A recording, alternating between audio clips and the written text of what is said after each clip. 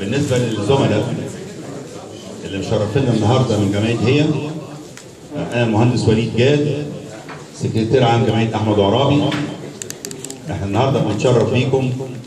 للي ما يعرفوش، جمعيه هي دي اكبر جمعيه زراعيه ولها اكبر نشاط، ويمكن جمعيه من الجمعيات اللي بيستخدموها كمثال للجمعيات عامه وليس في الزراعه فقط، ولهم باع كبير في الاستمراريه اللي خلتهم يستمروا كل السنين دي ويقدموا خدمات متميزه لاعضائهم وللقطاع عامه. النهارده هم بيشرفونا بندوه خاصه بالنسبه للمانجا. جمعيه احمد عرابي مشهوره بزراعه المانجا، وعندنا اصناف مميزه، وعندنا انتاج غزير، وعندنا خبره كبيره في هذا المجال. انما ده برضه ما يمنعش ان احنا نشوف خبرات الاخرين في مجال المانجا، ونشوف كل ما هو جديد في المانجا. الدكتور عادل غندور هو المحرك في اللجنه بتاعت الزراعه في عرابي، ودي كانت فكرته. هو يمكن اللي بيزقنا كلنا مجلس واعضاء ان احنا يبقى عندنا تركيز اكبر وفهم اكتر واحسن واستخدام امثل لارضنا عشان نطلع انتاج يعوض المصاريف اللي بنتحملها كلنا في سبيل الحفاظ على الارض وتنميتها. النهارده بيشرفنا من هي المهندس محمود علي، ده هيتكلم على كيفيه اداره مرحله التزهير، وهو المسؤول في جمعيه هي عن فريق المانجو. كمان المهندس حسن سمير اللي كان في رحله لجنوب افريقيا في 2018، وهيكلمنا عن اللي شافه هناك وما هو جديد في المانجا في جنوب افريقيا، ونتعشى من احنا ننقل اجزاء منه عندنا في عرابي. وبعدين عندنا المهندس علي سلطان هيتكلم على التأليم. يمكن احنا عندنا جزء كبير او عدد كبير من الاعضاء يمكن مش فاهمينه قوي، فبنقلم بناء على ما نعلمه او ما نفترض انه صح. هو هيورينا الطريقه المثلى في تأليم المانجا، وفيها مانجا محليه ومانجا مستورده. الاخير المهندس خالد الشاذلي هيتكلم عن اساسيات الري وتسميد المانجا. كل ده اساسا عشان نزود الانتاجيه ونحسن انتاجيه المزارع. انا بشكر جمعيه هي، وبشكر طبعا الدكتور عادل غندور انه اتاح لنا الفرصه دي، وبترك الميكروفون ليه عشان يبتدي الندوه.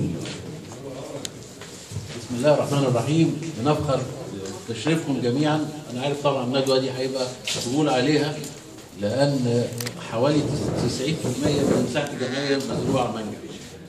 المانجا اللي احنا زارعينها دي كانت برضو، او الطرق الزراعه الحديثه والاصناف الجديده اللي جت كانت حصاد شغل يمكن بدا بيه جمعيه هي باتفاق بالذات مع جنوب افريقيا، ويمكن هيتكلموا عن الرحله وهيوروا ايه النظم الجديده. المانجا زي ما احنا عارفين كان زمان بنزرعها 7 في 7 و8 في 8 و10 في 10 وشجر كبير. دلوقتي بقى في حاجه ان احنا بنعمل المانجا المقزمه، ويمكن هيوروكوا شغل اللي اتعمل في جنوب افريقيا بالطرق المقزمه مع التأليم والري والتسميد، بيقدروا يوصلوا لفوق من 30 و35 طن من الفدان. هيوروكوا الصور الاصناف الجديده. المانجا زي كل محصول النهارده بقت محصول متخصص، في حاجات للعصير، في حاجات للتجفيف، في حاجات للتصدير. فدي مش موضوع بس احنا ننتج، لازم ننتج جزء صالح للتصدير.